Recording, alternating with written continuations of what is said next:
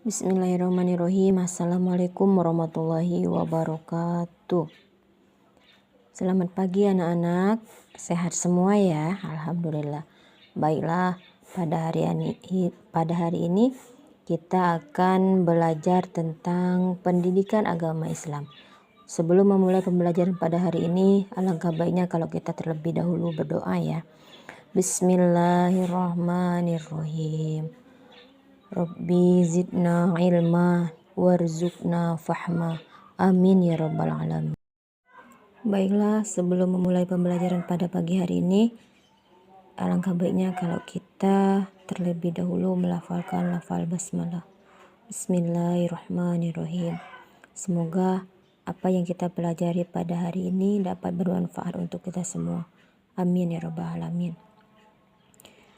Hari ini kita akan melanjutkan pelajaran agama atau pendidikan agama Islam kita, yaitu tentang mari melaksanakan sholat. Jadi perhatikan ke depan ya, di situ ada anak-anak yang sedang melaksanakan sholat berjamaah ya. Terus mengapa ya kita semua harus sholat? Jawabannya, kenapa kita harus sholat? Karena sholat merupakan kewajiban, terutama bagi kita yang beragama Islam ya.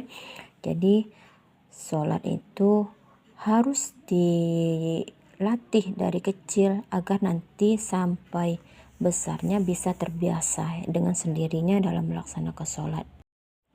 Baiklah, hari ini kita akan mempelajari tentang keutamaan sholat. Jadi perhatian ke depan, di depan ada 8 keutamaan sholat ya. Yang pertama, sholat termasuk rukun Islam kita. Yang kedua, setelah syahadatain ya.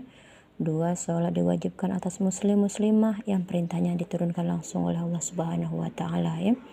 Ketiga, sholat merupakan amal perbuatan yang pertama kali kelak akan ditanyakan di yaumil akhir atau yaumil kiamah. Keempat, sholat termasuk amal yang paling disukai oleh Allah Subhanahu wa taala dari amal-amal yang lain. 5, sholat akan menghapuskan kesalahan dan menghilangkan keburukan. 6, sholat dapat mencegah dari perbuatan keji dan mungkar. 7, orang yang khusyuk sholatnya akan mewarisi surga Firdaus. Amin ya rabbal alamin ya. Semoga kita semua ada di dalamnya. 8, sholat adalah sarana untuk mendapatkan pertolongan Allah Subhanahu wa taala.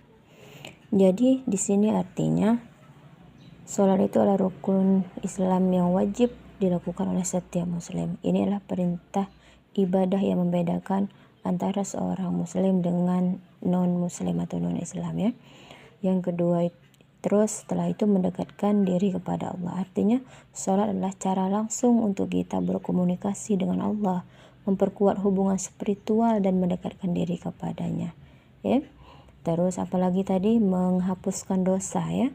Jadi sholat yang dilakukan dengan khusyuk dapat menghapuskan dosa-dosa kecil ya, sebagaimana sabda dari Nabi Muhammad SAW yang artinya sholat 5 waktu adalah penebus dosa-dosa yang dilakukan antara 2 sholat ya. Hadis riwayat Muslim.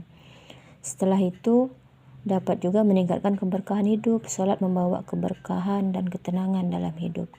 Orang yang rutin sholat akan merasakan kedamaian dalam hatinya ya, dan keberkahan dalam segala aktivitasnya. Selain itu juga sholat dapat melatih kedisiplinan kita dan melatih kesabaran kita. Mengapa?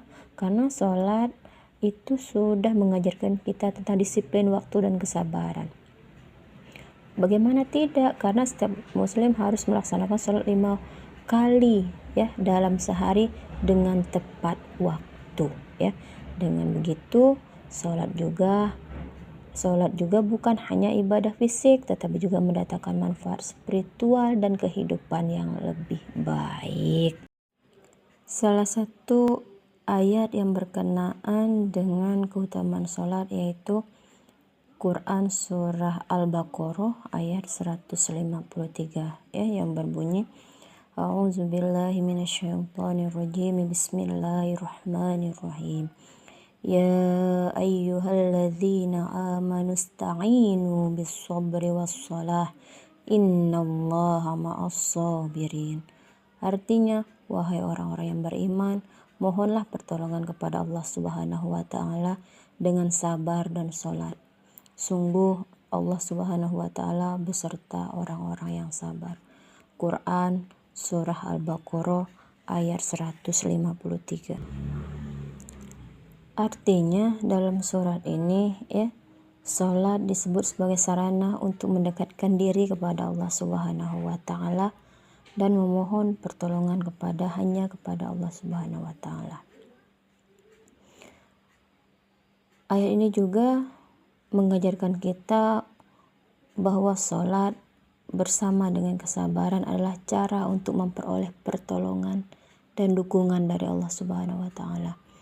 Salat menjadi sarana untuk meminta pertolongan dalam menghadapi semua kesulitan hidup kita serta untuk memperkuat hubungan kita dengan Allah Subhanahu wa taala yang Maha Penolong.